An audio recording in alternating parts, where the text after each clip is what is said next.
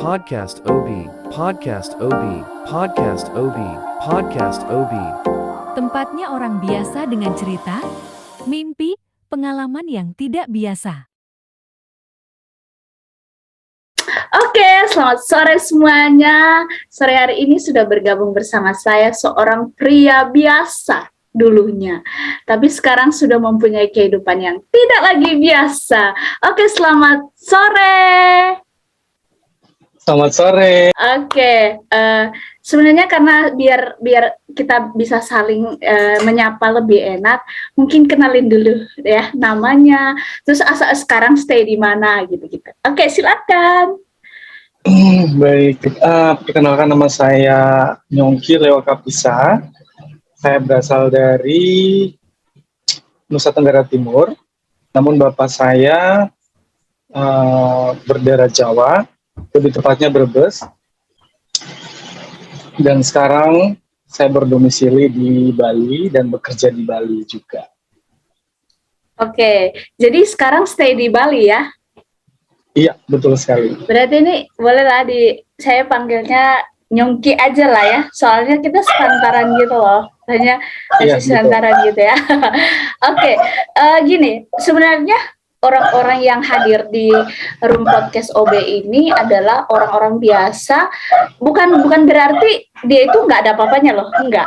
Tapi di room ini saya pengen dengar cerita kalian, gimana kalian bisa menerobos situasi-situasi, kondisi-kondisi yang ada.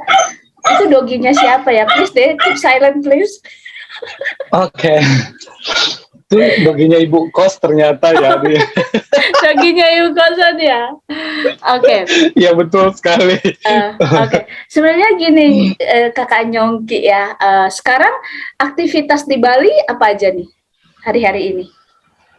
Aktivitas saya bekerja di salah satu yayasan, itu di bagian penanggulangan HIV, yang bekerja sama juga dengan pemerintah Provinsi Bali, terkhususnya KPAI Bali, dan juga ada kolaborasinya dengan Kemenkes juga, seperti itu. Jadi, tugas saya itu kesehariannya itu akan bertemu dengan klien atau pasien, jadi semacam supervisi juga, mendampingi klien ke puskesmas, klinik, dan juga rumah sakit. Seperti itu. Oke. Jadi masih sibuk bekerja ya hari-hari ini. Sebenarnya gini, yang saya pengen tahu gini lah ya, selain bekerja di dunia sekuler yang seperti yang tadi Kakak Nyongki bilang, sebenarnya apa sih yang menjadi cita-cita? Jadi sekarang ini di Bali ngerantau juga ya? Ya, saya terhitungnya merantau ini dari tahun 2017 sampai sekarang. Merantau dari tahun 2017. Sebenarnya apa yang ingin dicapai nih ya? Ingin dicapai sampai akhirnya merantau gitu-gitu. Emang atau memang pengen kerja atau apa sih yang membuat akhirnya pergi meninggalkan keluarga sampai hari ini? Kalau apa yang membuat saya akhirnya meninggalkan rumah dan merantau ke Bali ya. Jadi itu prosesnya lumayan sih, itu 4 tahun yang lalu kalau mau kita flashback. Jadi di tahun 2017 tepatnya setelah saya menamatkan kuliah, kemudian saya mencoba bekerja selama 2 tahun di sana, tetapi saya melihat sesuatu yang memang tidak ada perubahan dalam diri saya terkait dengan secara finansial, secara salary, kemudian secara pengembangan bakat dan minat saya juga kurang begitu berkembang.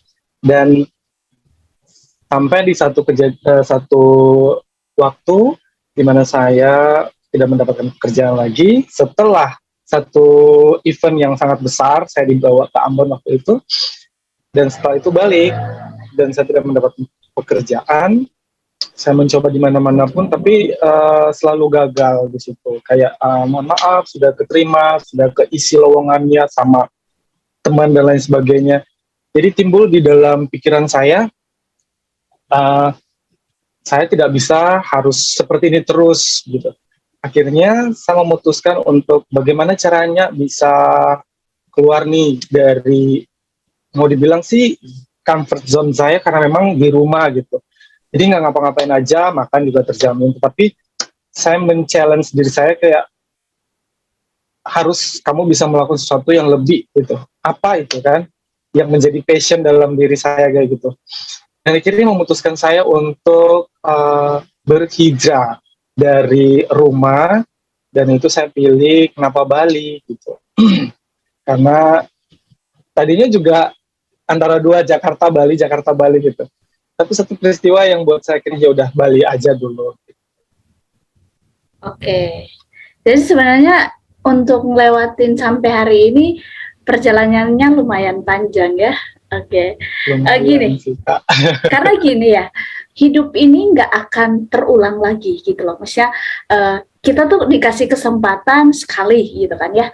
Kalau kita nggak maksimalkan itu, kita nggak tahu kedepannya seperti apa gitu. Nah, tadi Nyongki sempat bilang nih ya, kalau saya tuh pengen mencapai apa yang menjadi hobi saya gitu loh, apa yang menjadi passion saya. Nah, sebenarnya kerjaan hari ini adalah passionmu, hobimu, atau hanya emang rezekinya di situ, sedangkan hobimu lain, ada hobi lain atau passion lain gitu mungkin, gimana? Oke, baik. Jadi selain untuk pekerjaan ini, saya bersyukur karena ketika sampai di Bali, tentu saja mau langsung mendapatkan sesuatu yang berdasarkan passion akan susah, karena di sini persaingannya begitu ketat, karena banyak pendatang juga dari berbagai macam daerah, berbagai macam budaya, kultur gitu, dengan kapasitas masing-masing gitu.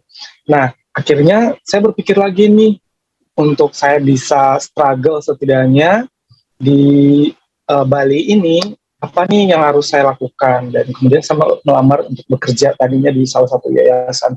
Banyak selain itu, ada juga saya pernah jadi sales di bank, kemudian di toko-toko yang besar dan lain sebagainya, perusahaan-perusahaan yang besar.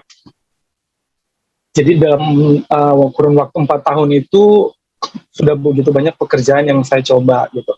Tetapi memang itu semata-mata saya lakukan hanya untuk bisa struggle nih, karena memang hobi saya yang tadinya atau menjadi passion terbesar saya itu sebenarnya adalah untuk menjadi seorang penyanyi gitu. Nah, oh ya, jadi seorang penyanyi? Yes, betul. Iya, Kak. Tapi hari ini kerjanya apa sih tadi di puskesmas gitu ya, bagian kesehatan gitu ya? Betul. Oke. Lanjut, silakan. Memang agak sedikit bertolak belakang tentunya ya, tapi apa ya, saya terus untuk mengikuti sih sesampainya di Bali, event-event beberapa perlombaan juga saya sempat ikutin, kemudian sampai apa namanya mengikuti audisi-audisi, tetapi memang masih gagal gitu kan. Kemudian ada beberapa tawaran untuk menyanyi di kafe, di event-event seperti itu, tetapi memang kayak belum saatnya seperti itu, entah karena waktunya atau memang karena mereka udah menemukan penyanyi yang lain seperti itu. Makanya saya juga belum mewujudkan. Tetapi kalau event-event atau lomba-lomba nyanyi sempat saya ikutin juga di Bali seperti itu, yang mana saya tidak ingin mimpi atau passion saya mati seperti itu ya. Jadi saya terus menghidupkan dengan cara seperti itu. Dan ya seperti itu, Kak. Oke. Sebenarnya berarti kamu punya mimpi yang lain berarti ya, mimpi Yes. maksudnya dari semua yang kamu jalani hari ini kamu punya goal sendiri gitu ya, yang sebenarnya itu menjadi hobi dan kesukaanmu gitu ya. Nah, sebenarnya gini Nyongki, kalau kita menemukan passion kita dan kita berjalan di dalamnya memaksimalkan itu, bakal lebih keren nggak sih ya. Nah, misalnya nih ya, ini misalnya nih, ini coba kita mengibarat-ibaratkan. Ya, saya percaya bahwa kehidupan kita sudah digariskan sama yang kuasa gitu ya. Nah, tapi semisalnya kita ada di negeri dongeng dan kita dikasih, misalnya Nyongki dikasih buku kehidupan, pensil kehidupan lah untuk mencatat kehidupan. Mau jadi seperti apa seorang Nyongki ini ke depan? Pengennya jadi seperti siapa? Mungkin ada role model yang menjadi panutan, atau gue pengen jadi seperti ini. Ada nggak sih? Karena memang passion terbesar saya itu di bidang nyanyi ya. Jadi saya punya satu role model yang bagi saya kayak jadi contoh, dan memang ada sedikit kemiripan gitu. Mungkin kalau saya melihat nih dari beberapa ajang pencarian bakat, misalnya di Indonesian Idol seperti itu, ada satu jebolan itu di season kedua, namanya ada Bang Judika ya. Nah, itu bagi aku kayak, aku sempat ngikutin tuh beberapa wawancara interviewnya dia, dan di situ terlihat bahwa memang untuk mencapai di titik itu tidaklah mudah gitu. Jadi dia harus melewati beberapa hal dulu, dari tahap ke tahap, sehingga dia mencapai satu titik itu gitu. Dan itu yang kemudian saya mencoba untuk menerapkan dalam kehidupan saya. Untuk yang pertama, bahwa tidak ada kata terlambat juga untuk menghidupi mimpi saya, dan itu tergantung lagi kembali dalam diri saya. Jadi saya memotivasi lagi kembali diri saya untuk bisa mencapai apa yang menjadi passion saya sih, Kak. Oke. Jadi salah satu penyanyi sih sebenarnya ya, yang menjadi kembali lagi. Jadi guru lah ya untuk kamu terus menggali, itu Bang Judika ya. Kenapa? Maksudnya kenapa dia kan banyak tuh ya penyanyi-penyanyi yang suaranya lebih wow gitu, penyanyi internasional maybe mungkin, atau seperti, bukan saya sih yang pastinya, kenapa harus sosok Judika gitu? Karena yang saya lihat itu adalah, jadi dia sampai di titik yang seperti sekarang itu memang butuh perjuangan yang sangat luar biasa ya, Kak. Jadi dari mulai dia mengikuti audisi, dan sebelum dia mengikuti audisi, memang sih pekerjaan dia berbagai macam. Dia bisa kerja 2 tempat selain nyanyi, dan juga kerja juga di kafe atau di tempat itu gitu kan, dan sekalian juga dia nyanyi. Dan saya melihat bahwa seseorang yang besar itu tidak terlahir dengan instan seperti itu. Jadi ya, sesosok Judika kalau menurut saya punya kapasitas yang secara proses sangat luar biasa gitu. Dan kalau mau dibandingkan dengan beberapa penyanyi yang lain sih, mungkin ada yang instan, atau mungkin punya sendiri prosesnya, tetapi kalau bagi saya tidak sekompleks punyanya Bang Judika ya. Dan itu kenapa Bang Judika kayak my idola banget gitu. Oke. Sebenarnya gini loh, saya akhirnya menemukan bahwa kamu bukan seorang pekerja karyawan di salah satu tempat usahamu. Jadi kayak kamu tuh lebih bergairah untuk menjadi seorang penyanyi, bener nggak sih? Yes, benar sekali, Kak. Oke. Jadi gini, kalau kamu menjadikan Judika menjadi idolamu, kamu pengen nanti nih, misalnya nih, saya nggak lagi membatasi waktu Tuhan, tapi maksudnya, misalnya kalau udah selesai tanggung jawab kita, tujuan hidup kita, tugas kita di dunia ini, kamu pengen dikenang sebagai Nyongki apa? Nyongki siapa? Nyongki yang gimana sama orang-orang yang mengenal dirimu? Lebih tepatnya saya ingin dikenal ya sebagai sosok Nyongki, sebagai seorang penyanyi yang mana tentu saja dalam proses bernyanyi itu kita tidak menghibur diri sendiri, lebih kepada menghibur semua orang gitu dalam setiap keadaan, karena setiap lagu memang yang diciptakan seperti itu memiliki makna tersendiri di dalam lirik ataupun bait.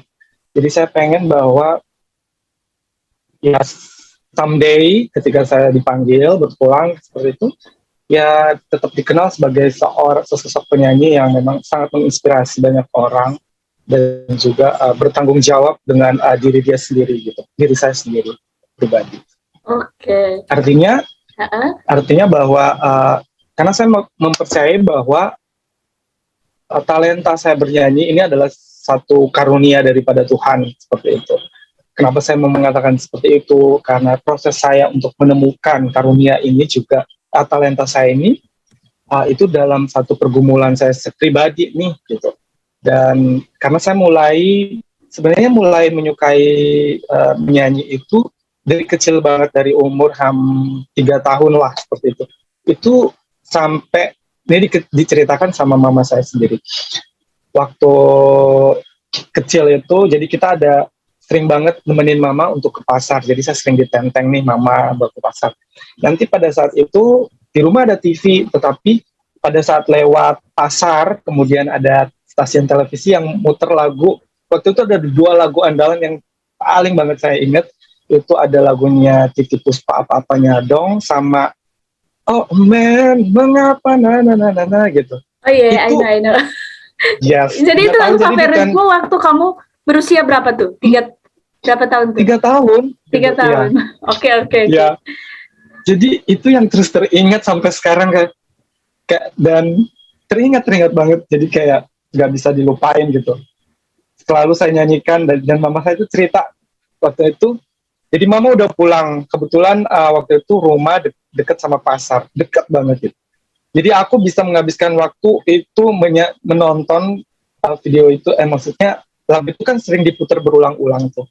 Jadi diputer aku terus di situ terus nyanyiin bareng sama kayak gitu kan, liatin pantengin tuh TV sampai selesai gitu, sampai dia nyanyi selesai Mbak Titiek Puspanya gitu. Oh kayak jadi gitu. Kayak apa sih namanya, cintamu untuk sama dunia musik itu udah emang dari kecil ya? Ya dari kecil 3 tahun sih. 3 tahun. Nah Yongki ini nih, entah ini tahun berapa saya menemukan di media sosialmu. lumayan susah sih saya mencari karena ya lumayan sih. Nah aku pengen dengar ini ngapain lu, maksudnya kamu ngapain, terus kok ada piala kayak winner gitu. Ini coba cerita ini apa sih, ini event apa gitu. Baik ya Kak, jadi itu menjadi bagian sih dari passion saya. Itu lebih tepatnya saya waktu itu juara 3 di salah satu event yang diadakan oleh BNN dari Provinsi Bali, itu Duta Bela Negara.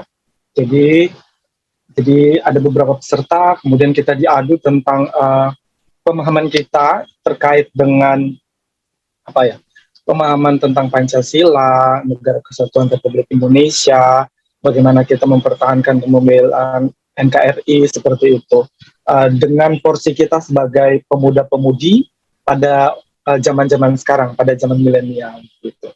Dan itu saya dapat juara 3 yang mana itu sungguh luar biasa. Jadi tanpa prepare yang sangat berarti gitu ya, tapi memang betul-betul waktunya sangat singkat.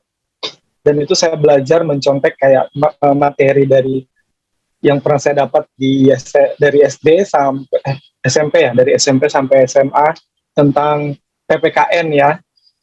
Saya nggak tahu istilah beda generasi, tapi kalau di zaman saya dibilangnya PPKN, Pendidikan Pancasila dan Kewarganegaraan. Jadi terkait dengan itu sih lebih banyak gitu kan.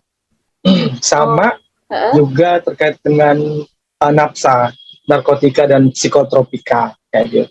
Oke, jadi ini kamu juara 3 mewakili Bali. Yes, itu. Ini audisinya emangnya acaranya di Bali gitu? Betul, itu acaranya di Bali tahun 2018 kalau nggak salah. 2018 ya. Oke, oke. Ya ini salah satu apa sih prestasimu ya, prestasimu. Yes. Tapi tadi katanya kamu sempat ikut lomba nyanyi, sampai ke Ambon. Ya benar ya? Ya, betul Kak. Itu juara berapa? Maksudnya itu acara event apa dan kamu mewakili mana? Karena emang kamu asalnya dari mana, kamu sekarang stay di mana gitu-gitu kan ya. Kamu mewakili daerah mana waktu itu?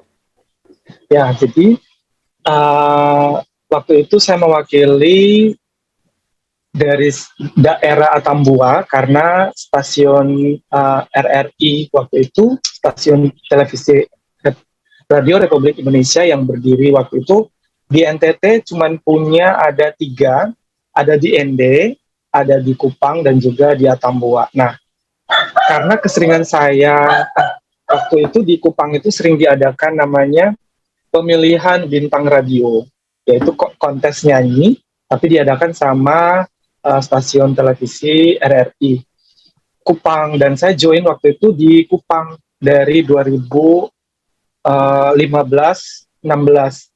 Itu saya ikut dan tidak dapat posisi yang ya top 3 pun tidak, juara harapan pun tidak gitu. Ya diizinkan untuk masuk ke top 12, top 10 seperti itu. Tapi saya tidak patah semangat ya di situ. Dan akhirnya waktu di 2017 itu saya ikut di Kupang dan memang tidak mendapatkan tidak juara lah di situ. Saya balik lagi waktu saya kerja waktu itu masih di Grapari Telkomsel, dan kemudian saya izin dan itu eventnya di Atambua dan saya ikut audisi dari Atambua. Kita mengikuti proses audisi, kita sampai menyanyi dan sungguh di luar dugaan memang saya keluar sebagai juara pertama. Dan untuk yang juara 1 itu akan diadu. Jadi diadu lagi di tingkat nasional. Dan waktu itu pada tahun 2017, tepatnya di bulan Agustus, itu saya dikirim langsung dari Atambua ke Ambon. Nah, jadi di tingkat nasional kita diadu dari seluruh juara 1 seluruh Indonesia ya, dari seluruh stasiun televisi di seluruh Indonesia. Yang juara 1-nya diambil, digabung, kemudian diadu lagi. Untuk mendapatkan siapa nih yang juara 1 lagi, itu biasa juara 1, 2, 3, harapan 1, 2, sampai harapan 3. Seperti itu, Kak.